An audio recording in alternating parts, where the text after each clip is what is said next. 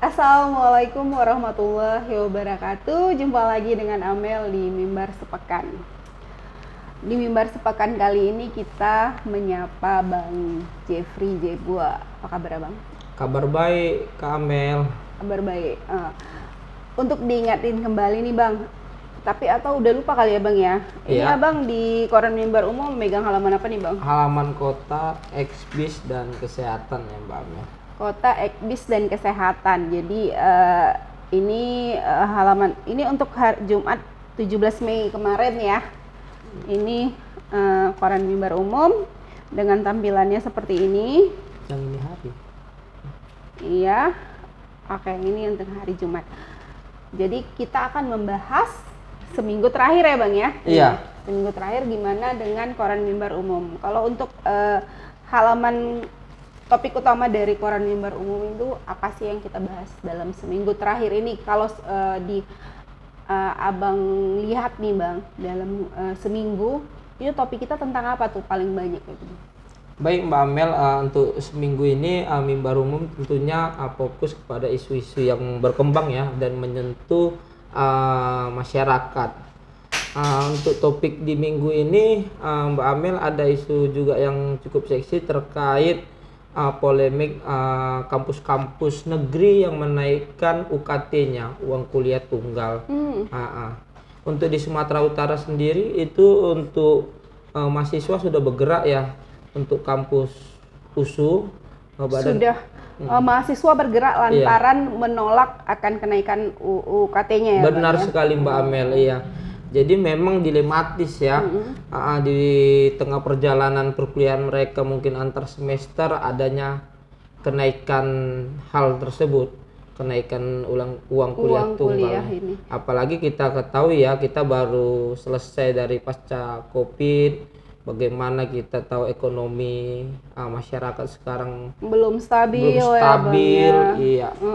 Jadi nih Bang, kalau bisa dijelasin nih Bang, uang kuliah tunggal ini apa sih Bang itu uang kuliah tunggal?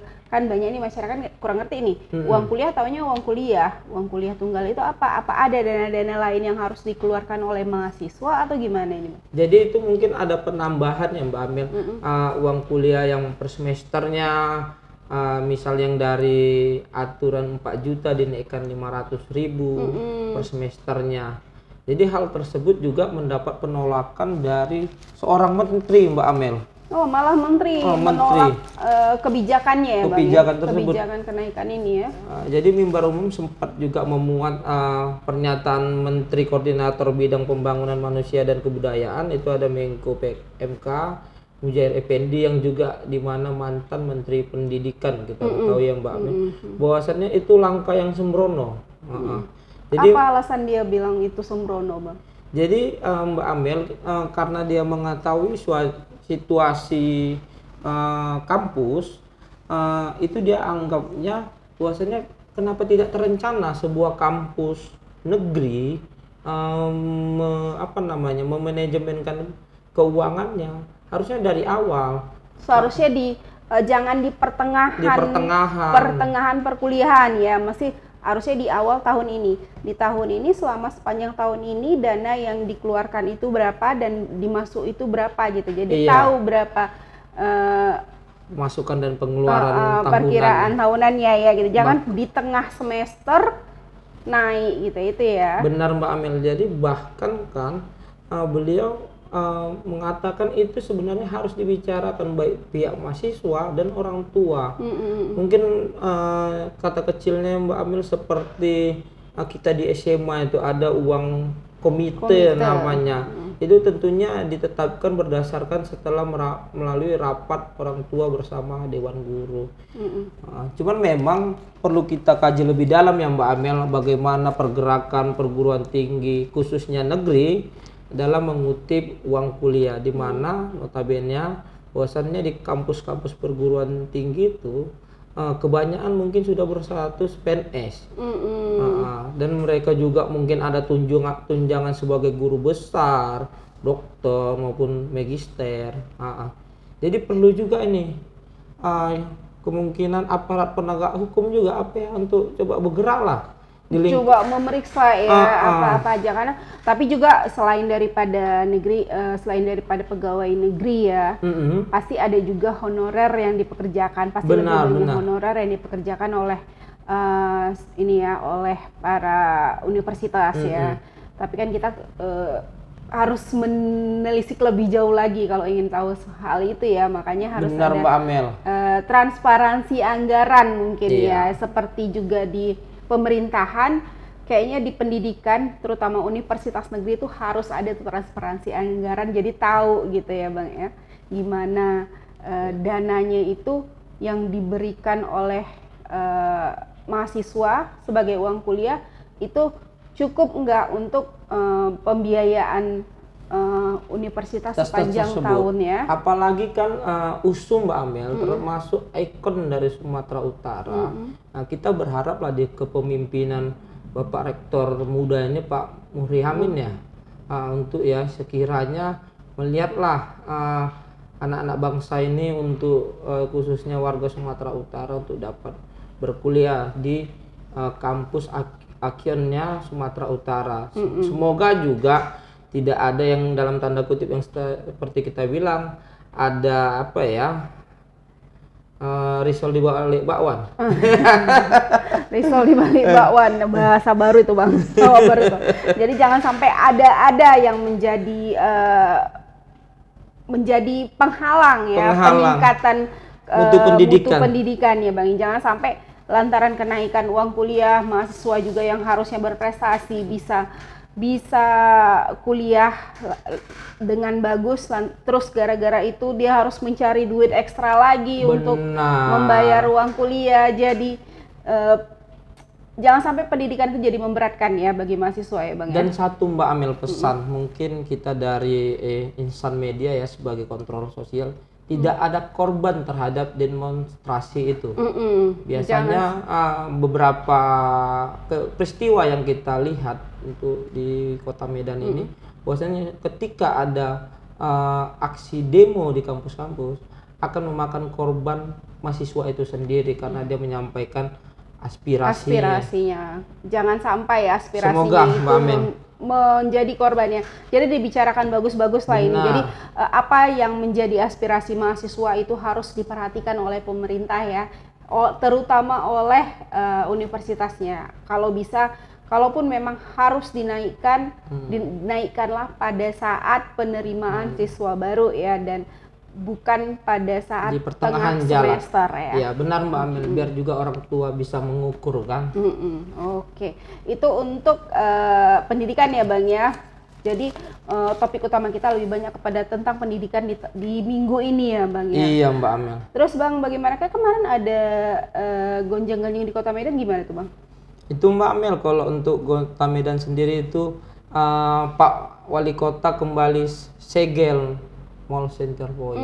Itu sempat disegel tahun 2021 ya Bang ya, 2021 lantaran pemilik tidak membayar PBB, seingat aku sekitar 50 miliar gitu ya Bang ya. Tapi sekarang ini disegel lagi, itu karena apa Bang? Ini karena juga kembali menunggak, itu sekira 250 miliar ya Mbak Amel. Wow, jadi udah cukup besar ya dalam 3-4 mungkin beda. Kemarin seingat aku baca-baca ya, itu pajak yang berbeda katanya. Iya Mbak Amel, benar, karena di situ banyak ada pajak restribusi, mungkin sampai ke lahan parkir dan sampai kepada apartemennya. Kasihan tenannya ya gitu. Iya, tenan-tenannya semua kalau dibilang berjualan di situ dan mereka membayar, tidak telat membayar gitu. Semuanya membayar. Dan kalau aku lihat sih Mall Center Point itu sudah istilahnya dibanding sama mall yang lain sudah cukup bertumbuh ya Bang ya. Bertumbuh pengunjungnya. Jadi kalau sempat disegel-segel gini ya pasti pengunjung juga takut untuk datang ya Bang ya, jangan sampai menjadi dilema bagi masyarakat juga ya Bang ya. Dan begini juga Mbak Amel, kita harapkan juga kepada pimpinan kota ini kan, Mall Center Point juga itu statusnya belum jelas. Banyak yang bilang bahwasannya sempat digugat juga di Pengadilan Negeri Medan atas kepemilikan tanah yang bahwasannya tanah PT KI. Iya, Jadi rupanya ada juga pihak pengembang yang menguasai itu ada PT ACK itu ya kalau tidak salah. Itu yang di Jalan Jawa itu semua sebenarnya itu kalau di PTKI ya semua ya, karena permasalahannya kalau dari jalan apa yang dekat SPBU itu Bang, itu udah semua udah Jalan hampir Petran ya? Sudah hampir dibersihkan semua oleh PTKI dan sudah kepemilikannya sudah diambil alih PTKI ya, disewakan oleh PTKI. Terus kalau untuk yang Jalan Jawa ini belum selesai atau gimana permasalahannya nggak tahu ya Bang, belum berhenti pemberitaannya di tengah ya Bang ya. Jadi itu Mbak Amel, kita harapkan ya Pak Wali juga tegas ya, sebelumnya disegel kenapa dibuka lagi. Tentu banyak juga kita mengikuti juga perkembangan netizen di medsos ya, bahwasannya yang berstatement negatif yang juga tidak dapat dipertanggungjawabkan. Adalah yang netizen bilang bahwasannya kasihan itu tenan-tenan yang seperti Mbak Amel, atau ini jelang pilkada. Iya, tapi yang tahun 2021 kemarin setelah pilkada ya. Iya, jadi yang di dekat-dekat akhir masa kepemimpinan Pak Wali Kota ini ya kita harapkan dan kita percaya sekali kepada Pak Wali untuk menyelesaikan permasalahan ini ya Bang ya. Tegak lurus ya Mbak Amel, karena memang nilainya itu cukup besar Mbak Amel. 250 miliar kalau di uang receh kan itu kurasa udah bisa nimbun kantor ruangan ini ya Bang. Ruangan ini ya. Oke Bang, itu untuk kota ya Bang. Ada lagi bahan yang menjadi fokus kita? Ini Mbak Amel, ada wartawan kita ini mengikuti dan mengawal bagaimana agar PAD Kota Medan itu tidak mengalami kebocoran. Termasuk itu sebenarnya kalau yang soal center point itu juga itu ya berkorelasi ya Bang ya dengan itu kebocoran PAD. Jadi di sini kita HL Kota itu Kadis Perkim diduga ikut bocorkan PAD Kota Medan. Itu gimana tuh Bang? Luar biasa ini wartawan kita Mbak Amel. Jadi ini ada ruko yang berdiri, ada sekira 3 ruko ini sudah berulang kali dikonfirmasi kepada Kadis Perkim. Ada Pak Alex Sinulingga, bahwasannya dia menjawab sudah ada SP1 dan SP2-nya, bahwasannya membenarkan tidak ada IMB. IMB untuk dibangunan di mana nih Bang? Ini dibangun Mbak Amel di kawasan ini Brayan ya Bang ya? Iya, kawasan Brayan, Gang Kelapa, Kelurahan Pulau Brayan, Kecamatan Medan Timur.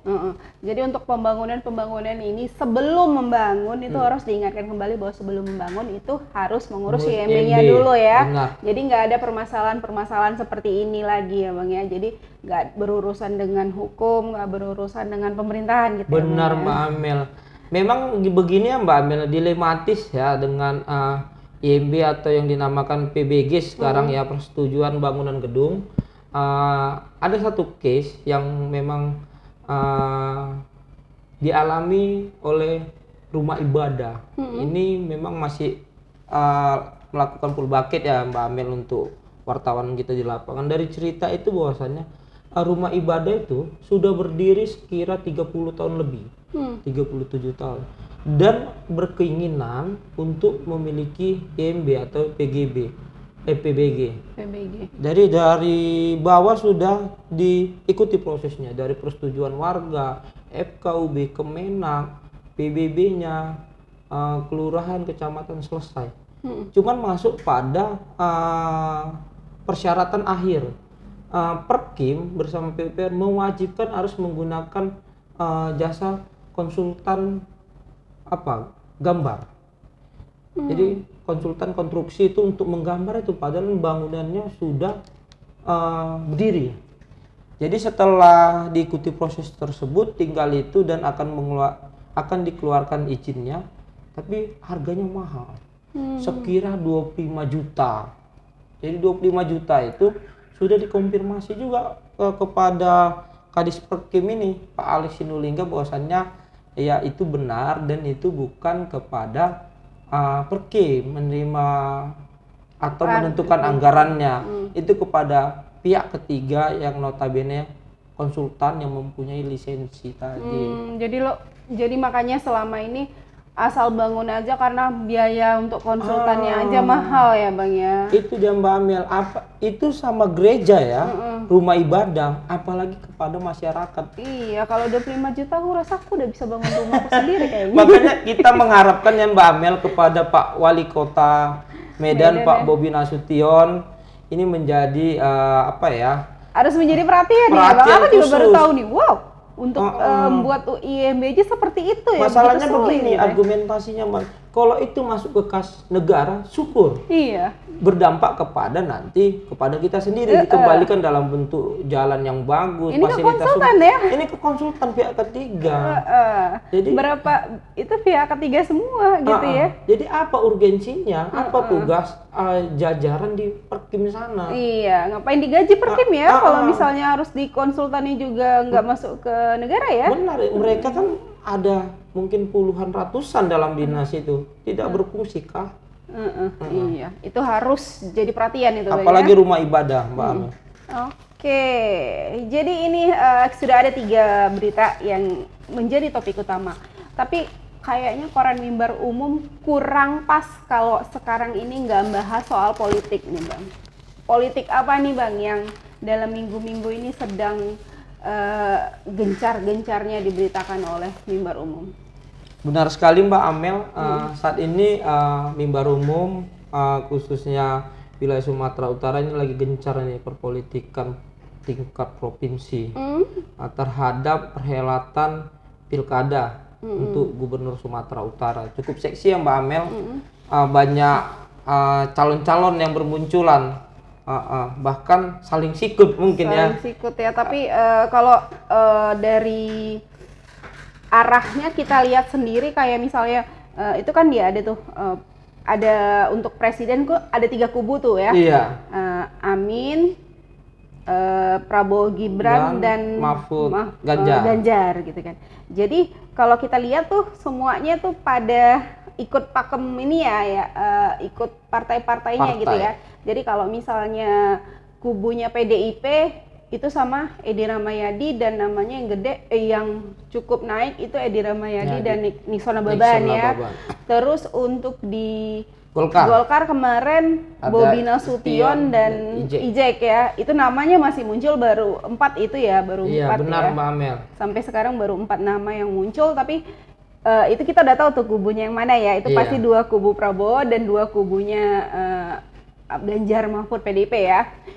Tapi sosok yang lain belum ada nampak ya Bang ya? Untuk saat ini belum ada Mbak Amel, karena memang dari 4 paslon yang Mbak Amel sebutkan tadi. Bukan paslon, calon ya. Calon gubernur. Bakal calon masih bakal ya, balon. Masih saling menarik dukungan partai. Iya, masih cari-cari tiketnya sebenarnya ini ya Bang ya. Yang apanya kita Mbak Amel, yang aturan kawan udah jadi lawan. Iya. Jadi udah gimana supaya bisa dapat tiket lah ini dulu ya. Benar Mbak dapat Amel. Tiket dari partainya ya, partai pendukung ya, partai pengusung istilahnya ya. Karena mengusung. Kita ketahui sendiri Mbak Amel, Partai Golkar dengan ketua DPD-nya Ijek Musara Jeksa, kadernya di akar rumput sangat berkeinginan bahwasannya yang ditetapkan DPP balonnya itu Ijek, Pak ya? Ijek. Akan tetapi untuk incumbent wali kota ini Bobi Nasution juga diberikan mandat oleh DPP oleh Herlangga Hartarto untuk maju menjadi gubernur ya. Jadi ini politik istana yang dikatakan tidak berjalan juga sepertinya untuk di gubernur ya. Gitu. Karena kita lihat juga Gerindra belum mengambil posisi, walau sekjennya sudah mengatakan, sekjen DPP untuk melihat Bobi Nasution. Ya keker Bobi ya. Keker Bobi. Mereka keker Bobi untuk menjadi bakal calonnya. Tapi kan kalau kita lihat ini untuk pemberitaan dalam minggu-minggu terakhir ini malah aku sempat dengar tuh Bobi malah bilang bakal ada keinginan bakal maju juga di wali kota Medan ya. Jadi bukan hanya di gubernur. Jadi kayak apa ya? Dua kaki. Buat ini cari apa ya? Cari mana yang paling bagus ya bagi dia gitu ya. Karena untuk karena dua nih kan, wali kota dan gubernur. Jadi mau yang mana? Jadi lantaran dibilang pernyataan bahwa dia bakal bisa saja mencalonkan menjadi wali kota dan bisa saja menjadi gubernur gitu. Jadi belum tahu kita yang mana bakal terjadi sekarang ini. Jadi Mbak Amel, yang perlu kita garis bawahi untuk Pak Wali Kota sendiri, susah kita mencermati langkahnya. Kalau ibarat catur itu macam langkah kuda dia. Jadi dia nggak harus lurus ke kanan, ke kiri, dia bisa belok-belok. Langkah dia itu banyak ya Bang? Banyak, bisa, bahkan raja bisa dilangkahi ya. Kalau dalam permainan catur. Jadi kita nggak tahu ini kemana ini, karena apa yang elektabilitas istilahnya, elektabilitas dia itu sudah tinggi ya Bang. Jadi dia bisa memilih mau menjadi apa gitu. Benar, ya. Tinggal Mbak Amel. Keputusan dia itu mau menjadi apa, mudah-mudahan terbaik lah buat terbaik masyarakat, Mbak Amel, tentunya buat ibu kota Sumatera Utara. Karena kota Medan juga masih banyak PR. Pak Wali sendiri akan selesai di Oktober. Apa November? September. Di September, bahwasannya masih banyak PR yang belum selesai. pekerjaan pembangunan yang mungkin goalnya skala nasional, seperti pembangunan Stadion Teladan, pembangunan lapangan Merdeka, pembangunan flyover ya, yang satu lagi itu yang di Jalan Tembusan Profesor Yamin. HM Yamin. Terus Belawan juga Belawan juga masih banyak itu, ini kayaknya nggak nampak ya. Berat ini Mbak Amil, karena tentunya ketika ada peralihan kepemimpinan, siapa yang bertanggung jawab? Iya, karena itu bukan pekerjaan yang mudah dan bukan hanya pekerjaan 3 tahun. Masalahnya ini kan Bobi Nasution itu hanya bekerja selama 3 tahun ya Bang ya. Beda dengan yang harusnya 5 tahun ya. Kemarin lantaran pandemi ya Bang ya. Benar jadi sekali, makanya hanya bekerja 3 tahun. Kayaknya untuk pekerjaan-pekerjaan seberat itu tuh nggak bisa dikerjakan 3 tahun. Kalau aku sih lebih bagus dia menyelesaikan dulu apa yang menjadi tugasnya. Apa dia ya? Apa yang menjadi ini janji politiknya dulu. Benar gitu. Mbak. Dia selesaikan janji politik dia di tahun 2020 lalu. Jika janji politiknya itu bisa diselesaikannya, jalan mulus untuk ke presiden pun bisa kayaknya. Karena umurnya juga masih sangat muda sekali. Dalam dunia perpolitikan juga masih bisa diasah gitu ya Bang. Artinya masih ada janji yang tersisa. Masih ada dan itu bisa diselesaikannya. Iya, semoga. Saya yakin itu. Itu harapan kita ya Mbak Amel. Dan begitu juga dengan calon gubernur ya Pak Edi Rahmayadi, apakah dia meneruskan janjinya atau bagaimana? Sama hal juga dengan Pak Nixon Nababan yang sudah tuntas ditakbut. Apakah dia melanjutkan ke Sumatera Utara atau kembali ke asalnya? Atau karena nggak bisa di asalnya, nggak bisa lagi tuh ya, ada 2 periode itu Bang. Mungkin jadi masyarakat yang yang baik. Kalau dia mau untuk membesarkan Sumatera Utara, kita dukung ya Bang ya. Prinsipnya begitu Mbak Amil, siapapun yang terpilih. Siapapun yang terpilih, mudah-mudahan yang terbaik ya Bang. Oke? Sudah selesai Bang? Oke, aku tunjukin seperti biasa Bang, di akhir kita tunjukin ini soal Edi dan Nixon Nababan ya Bang ya, gencar berburu tiket. Kayak kita bicarain tadi.